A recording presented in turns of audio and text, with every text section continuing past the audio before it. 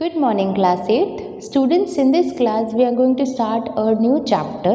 Chapter number 4, Tribals, Decus and the Vision of a Golden Age. And this chapter is related to a history portion. So let's start with today's topic, and this is the introductory part of this chapter. हम इस chapter के introductory part में ये देखते हैं कि 1885 बिरसा एक person थे। वो अपने जो गांव है, उन जो विलेजेस हैं उसमें, और वो जो गांव है विलेजेस कहाँ हैं, छोटा नागपुर झारखंड में। तो वो ईस्ट डायरेक्शन में पड़ता है। तो ये इस विलेज में घूम रहे थे। उन इंसान का नाम क्या है, बिरसा। ऐसा माना जाता था कि बिरसा के पास, people said that he had a miraculous power, मतलब जादुई शक्तियाँ थी उनके पास, अद्भुत शक्तियाँ थी। एंड वो उन शक्तियों से बीमारियों को ठीक कर सकते थे, या फिर जो हमारे ग्रेन्स हैं, जो हमारी फसल है, उसको दुगना कर सकते थे। उनके पास ऐसी जादुई शक्तियाँ हैं। Birsa himself declared that God had appointed him. Birsa ने खुद भी ये डिक्लेयर कर दिया कि भगवान ने उन्हें अपॉइंट किया है। क्यों अपॉइंट किया है? To save his people from trouble, जो अपने लोग हैं, अपनी जाति के लोग हैं, उन्हें बचाने के लिए। अगर हम यहाँ पे जाति वर्ड न डालें तो अपने लोगों के लिए, जो भी आसपास के लोग हैं जो उनसे मदद मांगने आएंगे, उनको बचाने के लिए। Free them from slavery of dikus, बाहर के जो लोग आकर हम पर अधिकार जमा लेते हैं, हम पर एक तरीके से हमें स्लेव बनाते हैं, हमें नौकर बना के काम करवाते हैं, जैसे ब्रिटिशर्स, उनसे बचाने के लिए मेरा अवतरण यहाँ पर हुआ है। Soon thousands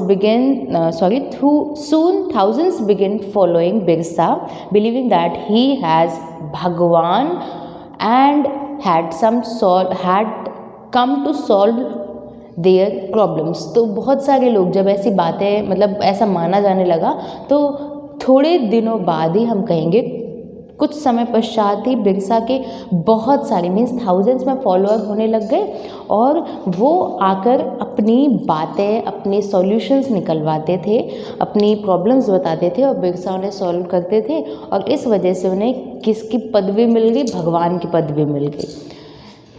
Now we will move forward to a next paragraph. Birsa एक ट्राइब फैमिली में, मीन्स जनजाति फैमिली में बॉर्न हुए थे। Family of Mundas, a tribal group that live in Chota Nagpur Jharkhand. You have to remember where is Chota Nagpur. But his followers included other tribals of the region, Santhal and Oraons. अब ज़रूरी नहीं है कि वो जिस जनजाति में पैदा हुए उसी जनजाति के लोग उन्हें फॉलो कर रहे हैं। कुछ और जनजाति के लोगों ने भी उनकी शक्तियों को मानना शुरू कर दिया था, जिसमें संथाल एंड ओरांस है। All of them in different ways were unhappy with the changes they were experiencing and the problems they were facing under British rule। तो इस टाइम पीरियड में ब्रिटिश रूल का नाम इसलिए आता है क्योंकि ब्रिटिश रूल छोटा नागपुर के एरिया के जो रिसोर्सेज थे उनका फ़ायदा उठाना चाहती थी। तो ब्रिटिश रूल इन ट्राइब्स को एक तरीके से फोर्स करती थी, परेशान करती थी। तो ये जो ट्राइब्स थी, जैसे संथाल हो गए, ओरांस हो गए, मुंडास हो गए, ये सभी परेशान थे ब्रिटिशर्स के इंटरफेरेंस से। जनजाति के जो लोग होते हैं वो अलग थलग रहते हैं, उन्हें पसंद नहीं है कि कोई उनके इलाके में आए, कभी कभी तो वो उनको नुकसान भी पहुंचाते हैं। तो वही सीधी सी बात है कि उन्हें बिल्कुल पसंद नहीं आ रहा था ब्रिटिश का इस तरीके से इंटरफेयर करना। Their familiar ways of life seemed to be disappearing, their livelihood were under threat and their religion appeared to be in danger। तो अभी मैंने बोला जिस तरीके से वो अलग थलग रहना पसंद करते हैं, उनका एक ट्राइबल ग्रुप होता है।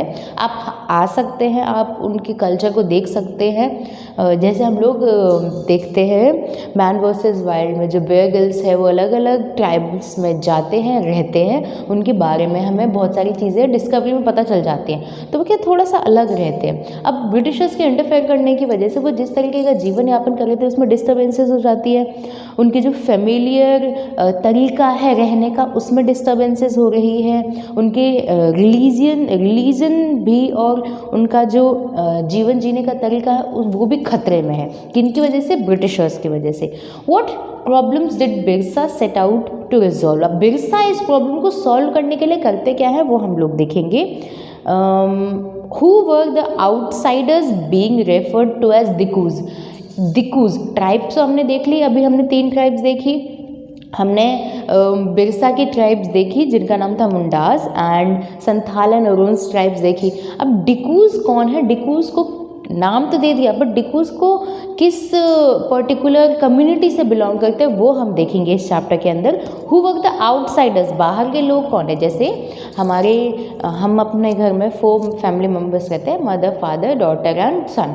अब कहीं से कोई बाहर से हमारे घर में रहने आता, वो एक तरीके से आउटसाइडर हुआ। तो यहीं पर बात कर रहे हैं, who were the outsiders being referred to as dikus. Dikus कौन है and how did they enslave the people of the region, और किस तरीके से उन्होंने उस रीजन के लोगों को वश में कर लिया था, अपने हाथों में मुट्ठी में भर लिया।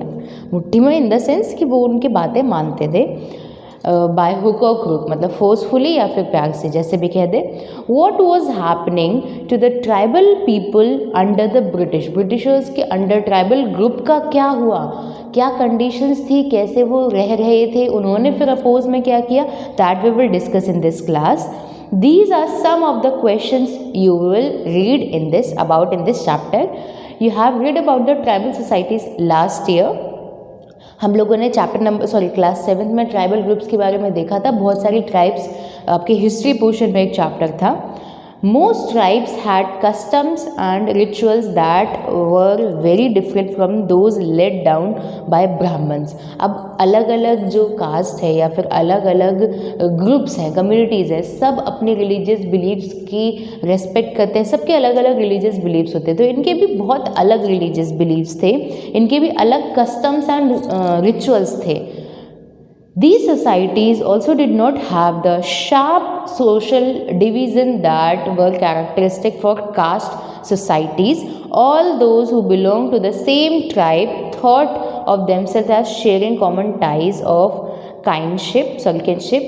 However, this did not mean that there were no social economic differences within tribes. जिस तरीके से हमारी जो सोसाइटी है वो 4 कास्ट में बटी हुई है, यहाँ पर ऐसा कोई कास्ट डिस्क्रिमिनेशन नहीं था, कोई ऊंचा नहीं, कोई नीचा नहीं, सब बराबर थे इनकी नज़र में। बट फिर भी ऐसा नहीं है कि कुछ डिफरेंसेस नहीं होते थे, कुछ थोड़े बहुत डिफरेंसेस हैं यहाँ पर। इकोनॉमिक एंड सोशल डिफरेंसेस हैं, पैसे और अगर सोशली बात की जाए तो, वरना अदरवाइज कास्ट डिस्क्रिमिनेशन यहाँ पे नहीं है। बहुत प्यार से जो ट्राइब्स है वो एक साथ रहती है, हंट करती है, जो लेडीज़ होती हैं वो घर का काम करती हैं, एंड हंटिंग करने के बाद सभी मिलजुल कर खाना खाते हैं और रात में एंजॉय करते हैं फायर चला के। तो हमने इस इंट्रोडक्टरी पार्ट से एक ब्रीफ देखा ट्राइब्स का। हमने ये देखा बिरसा एक पर्सन थे, कहाँ पर, छोटा नागपुर झारखंड में वो घूम रहे थे, एंड उन्होंने खुद को गॉड घोषित कर दिया था क्योंकि उनके पास मिरेकुलस पावर थी। एंड धीरे धीरे बहुत सारे लोगों ने फॉलो करने लग गए, न सिर्फ उनकी ट्राइब के बल्कि और दूसरे ट्राइब्स के भी। Now we have next topic with us, which is how did tribal groups live, वो रहते कैसे हैं, that we will discuss. So let's start with that topic. How did tribal groups live? So first topic is some were zoom cultivators. Zoom क्या है? Zoom एक type का cultivation है जिससे जो ट्राइबल्स हैं वो अपना जीवन यापन करते हैं, एक टाइप की एग्रीकल्चर करने का तरीका है। Jhum cultivation is also known as shifting cultivation.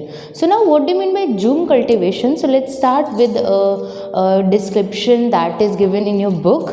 So this was done on small patches of land. बड़ी बड़ी ज़मीन पे नहीं किया जाता, छोटी छोटी ज़मीन पे किया जाता है। कुछ हेक्टेयर अगर हम लैंड, पीसेस ऑफ लैंड बोलते तो इन द फॉरेस्ट, जंगली इलाकों में। अगर जंगली इलाकों की बात हम क्यों कर रहे हैं? क्योंकि हम ट्राइब्स की बात कर रहे हैं और ट्राइब्स शहरों में नहीं रहती, ट्राइब्स जंगलों में रहती है। The cultivators cut the tree tops to allow sunlight to reach the ground and burn the vegetation on land to clear it for cultivation.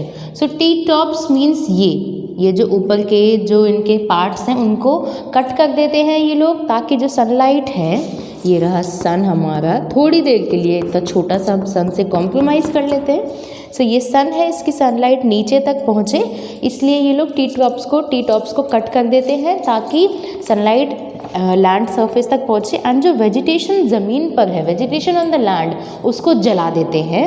And अब जलाने की वजह से वो जो वेजिटेशन है वो राख में कन्वर्ट हो जाएगी, ऐश में कन्वर्ट हो जाएगी। They spread the ash from the firing which contain potash to fertile the soil, और जो ऐश बचे, जो राख बची, उसको सॉइल पर ही बिखेर देते हैं।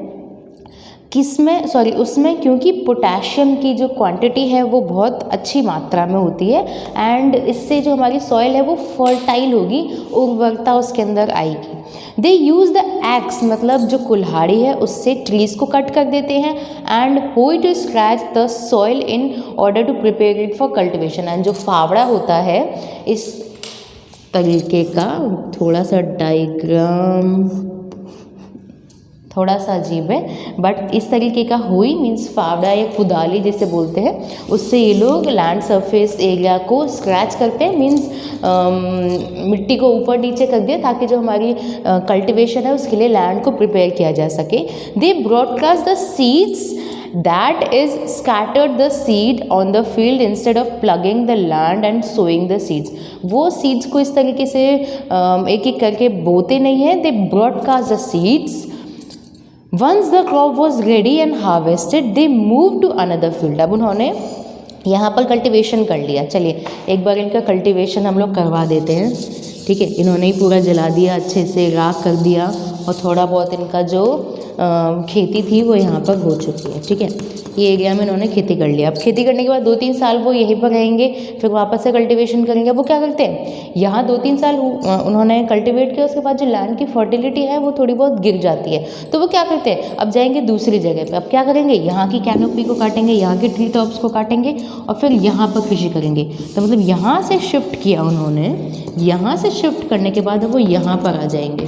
तो क्या हुआ, ये शिफ्टिंग कल्टीवेशन हुआ। यहाँ से वो लोग अब इधर जाएंगे तो कौन सा कल्टीवेशन बोला जाएगा, इसे shifting cultivation. So because of this jhum cultivation is also known as shifting cultivation and slash and burn cultivation also.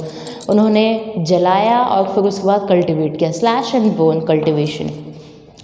अब उसके बाद उन्होंने शिफ्ट कर दिया, दैट वी हैव डन।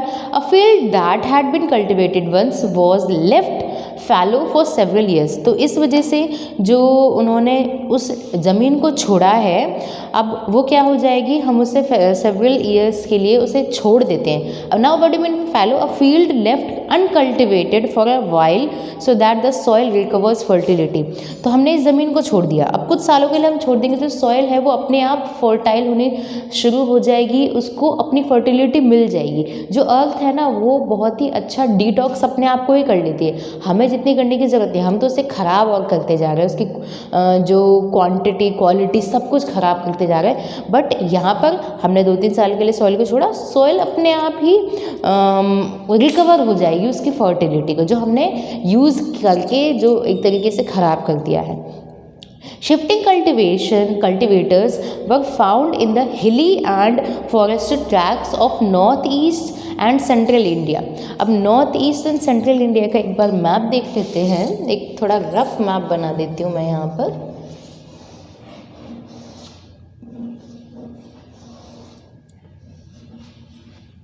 थोड़ा सा नहीं, ये तो बहुत ज़्यादा टेढ़ा है। ओके, सो अगर हम बात करें नॉर्थ ईस्ट इंडिया की, तो नॉर्थ ईस्ट